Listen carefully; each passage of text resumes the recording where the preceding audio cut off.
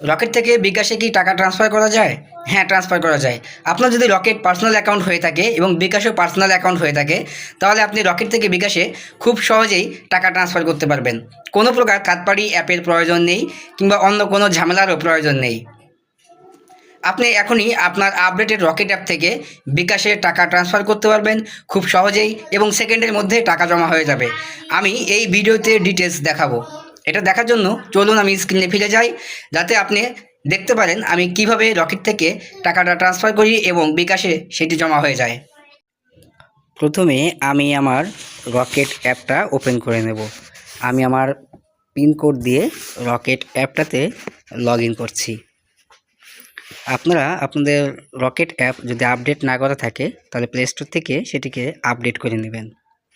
এরপর আমি এখানে প্রবেশ করার পর আমি আমার ব্যালেন্সটা আগে চেক করে দেখি। আমার ব্যালেন্স আছে 363 টাকা। এখন আমি আমার বিকাশ অ্যাপটার ব্যালেন্সটাও চেক করে দেখি, যেখানে আমার ব্যালেন্সটা দেওয়া হবে। তো বিকাশে সাধারণত পাসওয়ার্ড দেওয়ার সময় স্ক্রিন রেকর্ড হয় না, এই কারণে ব্ল্যাক ছিল। তো বিকাশে আমার ব্যালেন্সটা হচ্ছে 0, কোনো টাকা নাই। তো আমি এখন আবার রকেট অ্যাপে ফিরে যাব। তো আমি আবারও বলছি, অবশ্যই রকেট অ্যাপটা আপডেট থাকতে হবে। তো এখানে দেখুন ফান্ড ট্রান্সফার নামে একটা অপশন আসে। এই অপশনটাতে ক্লিক করতে হবে আমাদের বিকাশে টাকা নেওয়ার জন্য।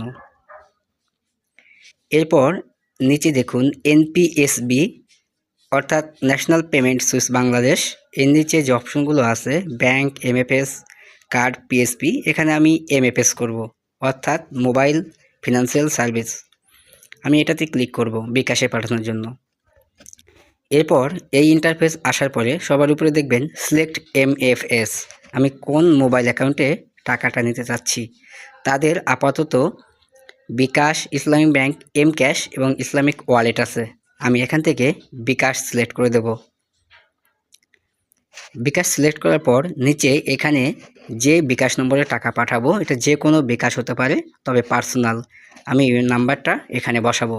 পাশে ফোন বুক থেকেও আপনি সেভ করা নাম্বার এখানে টানতে পারেন। এরপরে রেফারেন্সের ঘরে আপনি যে কোনো কিছু লিখতে পারেন, এটা বোঝার সুবিধার জন্য। এরপর অ্যামাউন্টের ঘরে আমি অ্যামাউন্ট লিখলাম 50 টাকা। সর্বনিম্ন 50 টাকা থেকে সর্বোচ্চ 20,000 পর্যন্ত আপনি এখান থেকে এমএফএস করতে পারবেন। আমি এটা ক্লিক করার পর এইখানে চার্জ দেখাচ্ছে 50 টাকায় 0.43, অর্থাৎ হচ্ছে প্রতি হাজারে 8 টাকা 60 পয়সা চার্জ হবে। তো আমি এখানে পিনকোড দিয়ে কনফার্ম করলাম। দেখবেন যে সেকেন্ডের মধ্যে টাকাটা বিকাশে জমা হবে। আপনি উপরে নোটিফিকেশনটা দেখুন, বিকাশে টাকা জমা হয়ে গেছে। তো এখন আমি এখানে ব্যালেন্সটা চেক করে দেখি। আমার 363 টাকা ছিল, এখন এখানে আছে 312 টাকা। এখন আমি আমার বিকাশে যাব টাকাটা জমা হয়েছে কিনা দেখার জন্য। তো এখানেও দেখলাম 50 টাকা ব্যালেন্স জমা হয়েছে।